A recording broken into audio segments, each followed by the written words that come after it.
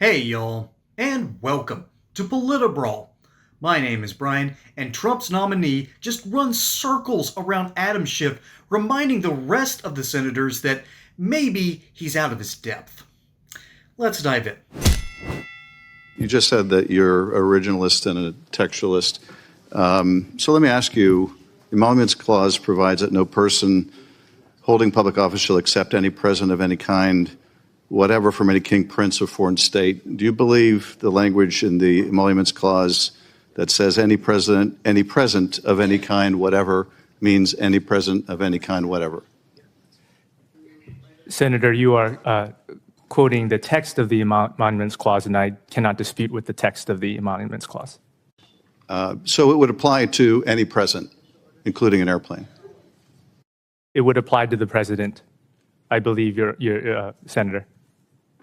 And I take it as an originalist, you would accept that the founders would have never subscribed to the idea that a president in their time could have accepted a multi-hundred-million-dollar gift from a foreign state. Senator, the premise of your question implicates live issues in the public and pursuant to the canons of judicial ethics. Well, let me just ask you, would the founders have believed that if a president received 100 camels from a foreign state, that was an emolument? Senator, it's difficult to answer that question in the Is it, though, as abstract. an originalist? Isn't it pretty simple? You've got the clear language of the Constitution. Senator, one has to look at the language, but also the history surrounding the Emoluments Clause in order to discern. I am looking at the history. Let me move on to another question. As an originalist, do you believe that the Obergefell versus Hodges decision affirming constitutional right to same-sex marriage, was that wrongly decided? Senator, Obergefell versus Hodges is binding precedent of the Supreme Court. I'm aware of that. Do you believe it was wrongly decided? Senator, as a circuit judge, I would be bound to follow I understand that, but that's not responsive to my question. Had you been on the Court of Appeals prior to that decision, would you have decided the case that way? Senator, prior to Obergefell versus Hodges, there was a prior Supreme Court case addressing the issue, and I would have followed that case. Well, would you have reached the same conclusion as the Supreme Court in Obergefell? Senator, I would have followed binding precedent. You're not answering my question. Would you have reached the same conclusion?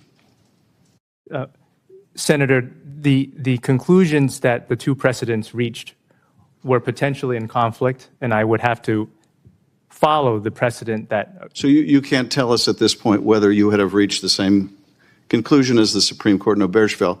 So let me ask you about the Supreme Court's decision in Lawrence affirming a constitutional right to be intimate among same-sex couples.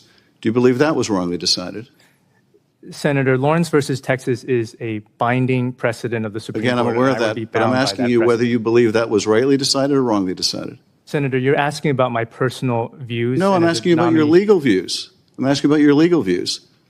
Let me ask you about another case. Do you believe that Loving versus Virginia, which affirmed an interracial couple's right to marry, was that wrongly decided?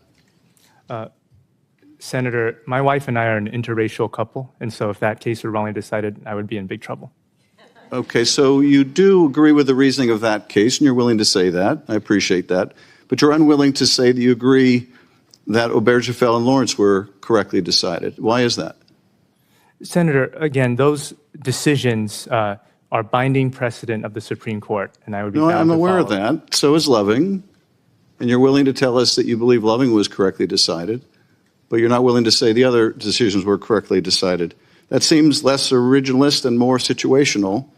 Let me ask you this about your role in the brief in Moore versus Harper. This was a case involving the discredited independent state legislature theory, which would allow a state legislature, even in the absence of a governor's signature, to effectively overturn an election. Do you believe that the Supreme Court wrongly decided Moore v. Harper when it rejected your view? Senator, again, Moore v. Harper is binding precedent of the Supreme Court. Yeah, no, I get that, but you're still not answering my question. So let me ask you a different way. If a state legislature decided after an election to pass a bill, even in the absence of a governor signing it, to throw out absentee ballots that were mailed prior to the election but arrived after the election, would it be your view that a state Supreme Court or federal court would have to allow the legislature to overturn the election, would be powerless to correct that effort to overturn a free and fair election? Senator, Moore versus Harper states that state courts can review what the state legislatures have passed as a matter of the Constitution. No, I'm aware of that. And my concern, though, is that your unwillingness to embrace the reasoning of these decisions. Oh boy, just a brief Google search of this dude. This man is based. I'll get to that in a moment, but we've got to talk about how bad Adam Schiff is at this part of his job. The most important part of the senator's job is not to deal with the House. It's not to pass the budget. It is to advise and consent. By the way, there's a great 1962 movie about that with Charles Lawton. And it's one of my favorite political films. Still, Mr. Smith Goes to Washington is the best. Nothing is ever going to top that. But sorry, getting off in the weeds here. But this is tickling my brain because I love what they're trying to do. Adam Schiff is trying to get this guy to say that he's going to be a radical on the court when the reality is he's simply stating that Obergefell, I guess that's how you pronounce it. That's how Schiff is pronouncing it. I've actually never heard that decision said. I've only read it.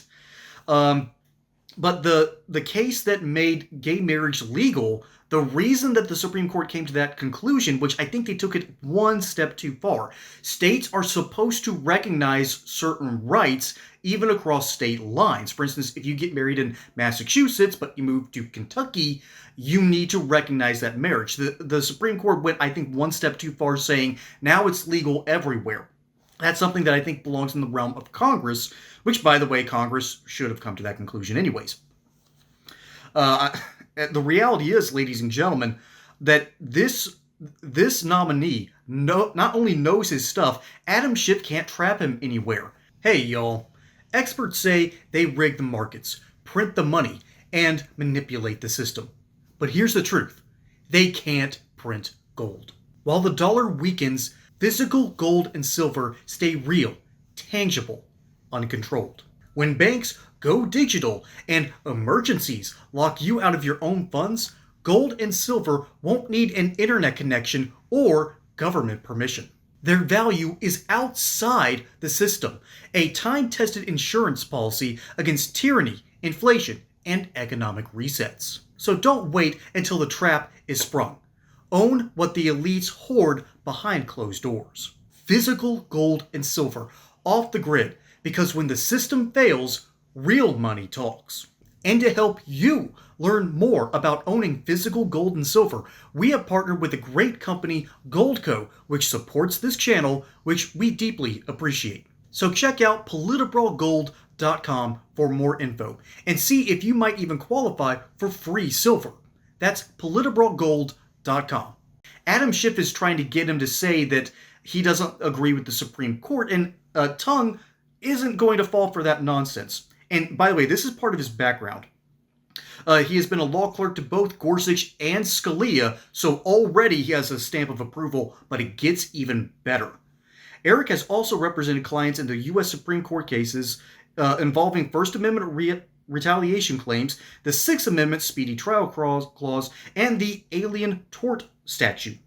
He obtained dismissal of claims for a real estate developer under the California Brown Act, founders of an entertainment company facing alleged fraud allegations, and the internet companies in federal and state courts facing allegations of fraudulent marketing practices. In other words, this dude has gone to the Supreme Court. He has won based off of what is in the Constitution. Right there at the beginning of the video, Adam Schiff admits that this dude is a textualist and sort of an originalist. I'm not an originalist, but I am a textualist. I can't believe I'm just now learning about that word, but that explains my views on the Constitution.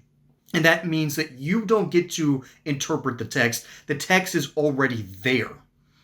So that's my view on the situation, and Eric Tung seems like he has a whole lot of things locked down. Again, he has gone to California laws and won.